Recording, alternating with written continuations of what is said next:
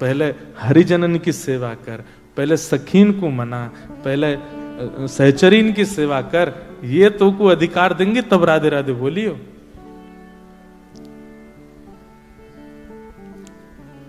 दासानुदासो भवतास में भूय। एक हमारे भारत में बड़े सिद्ध संत हुए श्री राधा बाबा महाराज। कुछ लोगों ने नाम सुना होगा, कुछ लोगों ने नाम नहीं सुना होगा। श्री राधा बाबा महाराज गोरखपुर में विराजते थे और उनकी लीलाएं तो कथाएं तो बहुत अद्भुत हैं। श्री भाई जी महाराज, हनुमान प्रसाद पोद्दार जी और श्री राधा बाबा महाराज, दोनों का अत्यंत सामीप्य रहता था। अगर किसी व्यक्ति को नहीं पता है इनके बारे में तो कभी गीता प्रेस गोरखपुर से ऑनलाइन बाबा का चरित्र, भाई जी का चरित्र मंगाइए, एक बार जरूर पढ़ना। हम लोग बहुत पुराने पुराने रसिकों के चरित्र पढ़ते हैं, सूरदास जी के, मीराबाई के, ये बहुत प्राचीन, लेकिन अभी हमारे ही समय काल में अगर कोई महान भक्त हुए पिछले 100 वर्षों में, श्री राधा बाबा महाराज। राधा बाबा का एक मैं लीला सुनाता हूं कथा में कि राधा बाबा पूरे दिन एक टीन शेड के नीचे बैठे रहते थे और भक्तजन सामने से उनका दर्शन करते थे। लेकिन सुबह सुबह आप 4 बजे उठ करके जब शौच के लिए जाते थे तब एक बूढ़ी मैया इनका दर्शन करने आती थी और वो केवल दर्शन नहीं करती, पीछे पीछे बाबा के संग जाती। वो जहां जंगल झाड़ी में जाते बेचारे वहां पे भी उनका दर्शन करते। कुछ वैष्णवों ने देख लिया, उन्होंने मैया से कही, मैया तुमको शर्म नहीं आती है? बाबा सुबह सुबह बेचारे अपने नित्य नियम में जाते हैं, तुम वहां भी उनका दर्शन करती हो और हमने देखा तुम छुप छुप के सब जगह से देखती हो, क्यों करती हो ऐसा? पूरे दिन बाबा टीन शेड में बैठते हैं, वहीं दर्शन किया करो। तो बूढ़ी मैया के नेत्रों से आंसू आ गए। बोले, मैं सच बताऊं, मैं बाबा को नहीं देखती। बाबा तो पूरे दिन दिखते हैं, बाबा तो पूरे दिन दिखते हैं, दर्शन देते हैं, मैं दिन भर उनका दर्शन करती हूं, पर ये सुबह सुबह जब शौच के लिए जाते हैं ना, उसी समय एक सांवरा सलोना सा लाला इनकी लठिया पकड़ के संग चलता, मैं उसको देखने जाती हूँ, मैं उसका दर्शन करने जाती हूँ, वो रोज दिखता है। तो सब रसिक जन इतने आश्चर्य में आ गए कि मतलब वो इतने पवित्र हैं राधा बाबा कि वे जब अपने नित्य नियम करने जाते हैं तब भी ठाकुर जी उनके संग रहते हैं, तब ठाकुर जी का विशेष दर्शन उनके साथ होता है और वो मैया को दिखते थे। ऐसे थे राधा बाबा। तो एक बार राधा बाबा ब्रज की किसी यात्रा में थे, हमने एक महापुरुष से ये लीला सुनी। तो यात्रा में इतने श्रमित हो गए थे, रोज तो 4 बजे उठ जाते थे, लेकिन आज 7 बजे उठे सुबह। तो राधा बाबा जैसे उठे तुरंत उनके कक्ष में एक महापुरुष बिना किसी रुकावट के घुसता ही चला आया, जिसको वो जानते भी नहीं थे। राधा बाबा उठ करके देख करके बड़े संकोच में आ गए। बोले कि भाई ये कौन बाबा है, सीधे मेरे कमरे में घुसा चला आया है। तो फिर भी कहा, बोले महापुरुष आपको प्रणाम है, आप कौन हैं, कहां से आए हैं, आपका क्या परिचय है? तो वो जो बाबा उनके कक्ष में आया वो दोनों भुजा उठा करके रोने लगा। बोले मैं सत्य बता रहा हूं, आज पहली बार मेरे स्वप्न में श्री जी आई थी, किशोरी जी आई थी, और श्री जी आकर के मुझसे बोली तेरे भजन को पूरा फल प्राप्त है, वे में नेक दूरी रह गई है, या हमारे में तो को राह बतावे आई हूं कि अपने भजन को फल पूरा कर ले। मैंने पूछी, हे श्यामाजू भजन को फल कैसे पूरा होगा? बोले कि अभी अभी राधा बाबा आए हैं बिड़ला धर्मशाला में। बोले मेरा हाथ पकड़ के श्री जी स्वप्न में लेकर के गई धर्मशाला, और मुझे तो पता नहीं आप कहां रुके, आपके कमरे के बाहर जाके उन्होंने इशारा किया, बोले या कमरा में बैठे बाबा, उनको जाके सुबह दर्शन कर लियो, उनके दर्शन से ही तेरा भजन फल पूरा होगा। ये सुनते ही राधा बाबा नेत्रों से अश्रुपात होने लगा। बोले श्री जी ने ऐसी आज्ञा दी? बोले हाँ। बोले श्री जी मुझसे कह के गई कि आज तुम आज जाकर के इनका दर्शन करना। चरणों में प्रणाम किया और प्रणाम करके बोले श्री जी ने एक आज्ञा और दी है। बोले क्या? बोले बरसाने में एक सदगृहस्थ हैं, उनका नाम है मोहिनी बिहारी, मोहिनी श्याम जी। आप कृपा करके या तो उनके दर्शन कराओ, मतलब श्री जी ने मुझको आज्ञा दी मैं आपके दर्शन करूं, और आपके लिए आज्ञा दी है कि बरसाने में एक संत हैं, एक सदगृहस्थ हैं, संत नहीं है, परिवार है उनका पूरा, मोहिनी शरण जी, आप उनके दर्शन करे आओ। और दर्शन नहीं कर सको तो उनके घर की मधुकरी मंगा करके पालो। ये किशोरी जी ने आपके लिए आज्ञा की है। और ऐसा कहकर अब सुबह सुबह उठते ही कोई अपरिचित आकर के इतना सब कुछ बोल जाए तो उस पर विश्वास नहीं होगा। और ऐसा कहते तुरंत वो बाबा वहां से प्रस्थान किए। राधा बाबा महाराज तुरंत दौड़ करके अपनी छत पर गए देखने के लिए कि ये जाएगा किस तरफ। तो देखा वो दोनों भुजा उठा करके नेत्रों से अश्रुपात वृंदावन की ओर दौड़ा। उसकी स्थिति बता रही थी कि वो झूठ नहीं बोल रहा है। राधा बाबा महाराज ने अपने कुछ सेवकों को बुलाया और सेवकों से कहा एक काम कीजिए, ऐसे करके एक मोहिनी श्याम मोहिनी जी करके, मोहिनी शरण जी करके एक सदगृहस्थ हैं बरसाने में। हम तो जाने में अभी असमर्थ हैं, पर उनके यहां की मधुकरी ले आओ, रोटी ले आओ। अपने कुछ सेवकों को भेज दिया। उनमें एक घनश्याम जी करके थे, वे ब्रज में वृंदावन में जो रासलीला होती है उसमें कृष्ण बनते थे।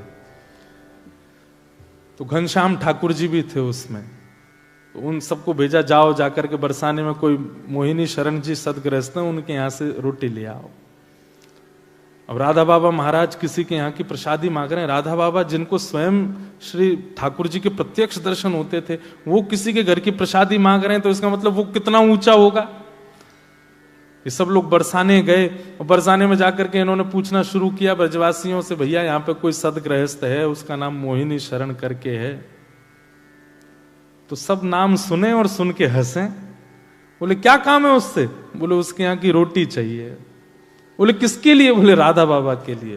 तो लोग बाग सुनकर के हंसे और सिर पकड़ करके बोले भैया ये क्या कर रहे हो तुम लोग? राधा बाबा जैसे महान संत को उसके घर की रोटी खिलाओगे? बोले हैं कौन? बोले बरसाने का एक पागल है, उससे कोई मिलता नहीं जुलता नहीं, उसको देख के बच्चे भाग जाते हैं, वो जिस गली में जाता है सब दुकानें बंद कर लेते, कहां से कब क्या उठा ले, पागल है। तो सेवकों ने सोचा राधा बाबा ने आज्ञा की है, लेके तो जानी है रोटी। बोले फिर भी बताओ ना कहां है घर। बता दिया सबने। बोले वहां रहता है, वो तो प्रसिद्ध पागल है, यहां का, चले जाओ।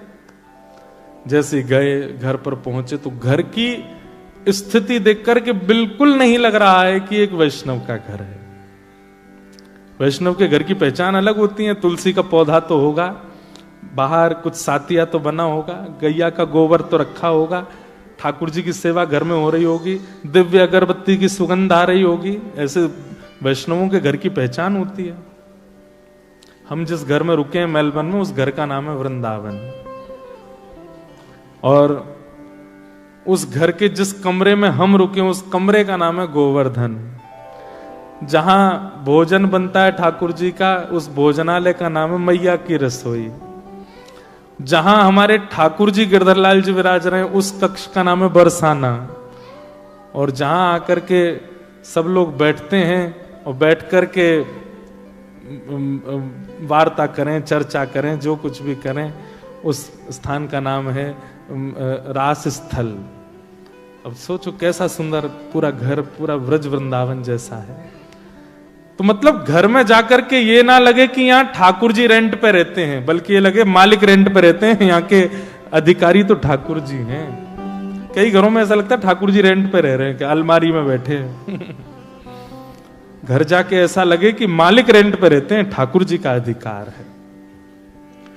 तो लेकिन यहां उल्टा था। जिनके घर से रोटी लाने के लिए कहा था, उनके घर में एक भी वैष्णव लक्षण नहीं थे। घर के भीतर जाकर के सबने हाथ जोड़ के कहा, बोले भैया ये मोहिनी शरण जी कहां हैं? बोले उनसे क्यों मिलना है आपको? बोले कि उनके हाथ से एक रोटी लेनी है हमको। बोले वो पड़े देख लो। तो तो खटिया चारपाई पे पड़े थे, दोनों पैरों में जूते पहन रखे थे, बूट, और एक के ऊपर एक ऐसे बूट रख करके बिल्कुल ऐसे दोनों पैर हिला रहे हैं, ये हाथ ऐसे धर के, और जिस चारपाई पे पड़े थे वहां जो दीवार थी उस पर नेताओं के और पुराने जमाने के फिल्म सितारों के चित्र लगे हुए थे। ज्यादा पुरानी बात नहीं है ना। और बढ़िया उन्हीं को निहार रहे थे, ऐसे सिर अपने सहला रहे थे, ये है इनके हाथ से रोटी लेके जानी है। जितने गए उनके चित्त में आई, कहीं हम अपराध तो नहीं कर रहे भैया, एक बार बरसाने में और घूम के आ जाओ, कोई और तो नहीं है, कहीं इसके हाथ से रोटी ले जाके हमने राधा बाबा को खवाई दई और कहीं उनके बने भय भाव सवरे नष्ट हो गए तो अपराध लगेगा हमको। या आचार विचार से कहां से लग रहा है कि इसके हाथ की रोटी। सब जगह एक राउंड और मार के आए बरसाने में, सब ने कहा नहीं वही है, एक ही है बस, और कोई नहीं है। बोले पता नहीं कैसी लीला है। दो तीन तो भीतर गए नहीं, बोले हम तो नहीं जा रहे, हम तो पहले बाबा को भी सच्चाई बता देंगे, ले आओ रोटी तो लेके जानी है। तो अंदर रोटी लेने के, भैया आपको प्रणाम, जय श्री कृष्ण, जय श्री राधे, कहां से आ गए हो, सुबह सुबह आ गए, क्या बात है, क्या चाहिए। बोले अपने हाथ से रोटी दे दो। बोले ले लो रोटी, वहां भीतर से आ जाते हैं पता नहीं कहां कहां से मांगने के लिए। बोले नहीं आप अपने हाथ से दे दो। तो पहले तो 10 सुनाई और 10 सुना करके फिर गए और रोटी दे दी। बोले ले जा। और ले करके वो सब लोग राधा बाबा के पास आए, राधा बाबा आपने ये बताई। अब वो बताते कि वो कैसे हैं, उनका आचरण, उनका रूप, उनका स्वरूप, इतने में तो बाबा ने रोटी ली और पहला उसका कवल तोड़ करके माथे से लगा के पा लिया। और जैसे ही रोटी मुख में धारण किए वो मधुकरी प्रसादी, नेत्रों से अविरल अश्रुधार गिरने लगे, दोनों भुजा उठ गई। किशोरी जी की दिव्य लीलाओं का अनुभव होने लगा, नेत्र लाल पड़ गए, शरीर कंपायमान होने लगा। सामने जो आया जिसके प्रति उनको अधिकार लगा, तोड़ करके उसको हाथ में नहीं दी, बोले मुंह खोलो, सीधे मुख में। और जिसको भी वो टूक पधराते जाएं उसके नेत्र बंद हो जाएं, नेत्रों से अश्रुधार, और वही श्री राधा प्रेम में प्रेम मगन होकर के झूमने लग जाए। अब जिन जिनको उनके स्वरूप पर संकोच हुआ था, सब बोले ये क्या हो रहा है। पूरे कक्ष में बैठे हुए लोग भावावेश में चले गए। हाथ आगे बढ़ाया, राधा बाबा ने तिरछी नजर से देखा, बोले तुम अधिकारी नहीं हो उसके, क्योंकि तुम दोष बुद्धि से देख करके आए हो। और महाराज एक आध घंटे नहीं 24 घंटे की भाव समाधि लगी उन लोगों की जिन्होंने वो रोटी की प्रसादी पाई, मधुकरी। वहीं से ही बाबा ने प्रणाम किया और बाबा तो वहां से चले गए। लेकिन जो घनश्याम ठाकुर जी जो रासलीला में कृष्ण बनते थे, वो भी गए थे वहां लेने। उन्हीं के मन में पहले दोष आया कि ये कैसे भक्त हैं। उनके मन में आया कि कोई तो बात है, मैं जाकर के देखूं तो सही, कहीं ऐसा तो नहीं है कि वो अपनी भक्ति को छुपाते हैं। ऐसा हो नहीं सकता कि उनकी प्रसादी से ये सब हो गया। घनश्याम ठाकुर जी गए बरसाने, और बरसाने गए तो आज वो और ज्यादा विचित्र रूप में बैठे थे। वो कोट वोट पहन के, बूट वोट पहन के, बिल्कुल ऐसा दिखावे सबको संसार को कि महा पागल हैं, संसारी हैं और विचित्र, सब उनसे दूर दूर रहें।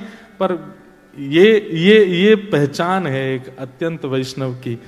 भक्त की इच्छा ये नहीं होती कि मैं बहुत प्रसिद्ध हो जाऊं, भक्त की इच्छा ये नहीं होती कि मैं बहुत सिद्ध हो जाऊं। भक्त की इच्छा ये होती है केवल प्रिया प्रियतम मेरे रहें, बाकी सब मुझे अकेला छोड़ दें। ये एक असली भक्त की इच्छा होती है। चरण पकड़ लिए घनश्याम जी ने, बोले कि आप ये नहीं हो जो दिखा रहे हो, क्या हो वो दिखा दो। मेरी आपसे प्रार्थना है। बहुत अच्छा नाटक करते हैं आप, आपके शब्दों में भी कहीं से भी वैष्णवता नहीं झलकती, आपके रूप प्रारूप में भी कहीं से वैष्णवता नहीं, आपके आसपास भी ऐसी आपने व्यवस्था कर रखी है कि किसी प्रकार से वैष्णवता का दर्शन नहीं हो। लेकिन मेरी आपसे प्रार्थना है, एक ब्रजवासी होने के नाते आपसे प्रार्थना कर रहा हूं, अपना असली रूप दिखाओ। तो पीछे जो चित्र लगे थे, उन सब चित्रों के मतलब जब प्रार्थना की तो नेत्रों से अश्रु आ गए। प्रेम का स्वभाव है, प्रेम का स्वरूप कितना भी छुपाओ छुपता नहीं, वो प्रकट हो जाता है। तो नेत्रों में जब अश्रु आए तो घनश्याम ठाकुर जी ने कहा, आप ये नहीं हो जो दिखा रहे हो, कौन हो वो दिखाओ। तो पीछे जो दीवार पे वो चित्र लगे थे फिल्म सितारे वगैरह के, वो वास्तव में एक लकड़ी की दरवाजा था।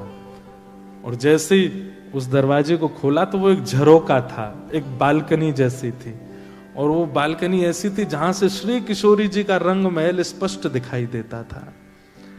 हाथ पकड़ करके ले गए घनश्याम ठाकुर जी का और दिखाया, बोले देखो वो हमारी श्री जी लाडली जी का भवन है। बोले हाँ। बोले देखना अब मैं पुकारूंगा और कुछ अनुभव होगा। और जैसे ही उन्होंने भुजा उठा करके कहा श्री राधा श्री राधा श्री राधा, एक दिव्य तेज प्रकट हो गया श्री ठाकुर जी किशोरी जी के बरसाने भवन में। और उस दिव्य तेज में सर्वांगीण अंग तो नहीं दिखा, लेकिन दिखा कि दिव्य तेज जैसे समाप्त हुआ तो वहां पर कोई सुंदर सी चुनरी पहन करके कोई एक सखी आई है, जिनका रूप ऐसा था, इतनी दूर से स्पष्टता नहीं हो रही थी। वो जो जिनके घर गए थे वो तो भुजा उठा करके नृत्य करने लगे। घनश्याम ठाकुर जी देख करके वहीं मूर्छित हो गए और मूर्छित होकर के चरण पकड़ लिए। बोले कि मुझे अनुभव करा दो। बोले कि अभी आपके चित्त में वैष्णवों के प्रति दोष भाव आ जाता है, पहले उस दोष भाव को दूर करो। कभी वैष्णव की आचार विचार कई बार वो इसलिए बनावटी रखते हैं कि हमारी भक्ति को नजर ना लगे, हम महासंसारी दिखाई दें सबको। इसलिए वैष्णव को परखने में राधा बाबा जैसे हो जाओ, जिन्होंने आपके द्वारा निंदा सुनी नहीं उससे पहले प्रसाद पा लिया। ऐसी वैष्णवता जिस दिन आपके चित्त में आ जाएगी, आप जैसी बरसाना भवन की ओर देखोगे श्री जी दिख जाएंगी। घनश्याम ठाकुर जी तो मगन हो गए, चरण पकड़ लिए, बोले कि बस अब आप कृपा करो। ये है वैष्णवता। और फिर घनश्याम ठाकुर जी फिर उसी भाव में रहने लगे।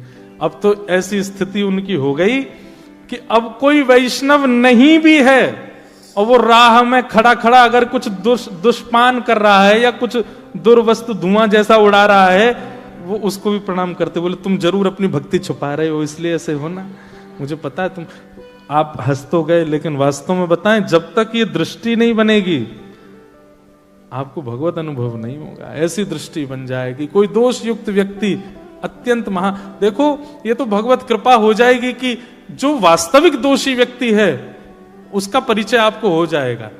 लेकिन जिसमें दोष नहीं है, जो केवल दोष का आडंबर कर रहा है, उसके प्रति आपके सहज भावना हो जाएगी कि ये तो इनका केवल बाह्य प्रकाश है, भीतर से तो ये परम भक्त है। घूम फिर के बात पूरी इस भाव में आती है कि भगवत दर्शन, भगवत मिलन और भगवत सामिप्य के लिए वृत्रासुर जो कह रहे हैं, दासान उदासो भवतास्मि भोजा, भगवत दासों के दास बन जाओ। जैसे मैं कहता हूं कभी कभी कि राधा रमन जी के जैसे पर्दा खुलता है ना, तो पर्दा खुलते ही पता नहीं कहां से ऊर्जा आ जाती है। वैष्णव बोलते श्री राधा रमन लाल की जय, भुजा खड़ी हो जाती हैं, नेत्र बिल्कुल अपलक हो जाते हैं, फिर पलक नहीं झपकता कोई, पीछे से धक्का पड़े, आगे से कोहनी पड़े, किसी को कोई चिंता नहीं होती, बस मुझे मेरे ठाकुर जी दिखते रहे। ऐसी स्थिति किसी वैष्णव के प्रति जब हो जाए, तब समझ जाइए अब ठाकुर जी मिलवे वाले हैं। जैसे ही कोई वैष्णव सन्मुख आया, उसके रूप को देख के, उसके उर्दपुंड को देख के, उसके शिखा देख के, उसके वस्त्र आभूषण देख करके, उसके हाथ में करमाला देख करके बस मन से बस निकल पड़ा नाम, और बस उत्सुक होकर के नृत्य करने लग गए। जैसी स्थिति भगवत दर्शन में, वैसी स्थिति वैष्णव दर्शन में जिस दिन हो जाए, समझाओ बस ठाकुर जी मिलवे वाले हैं कछु दिना में।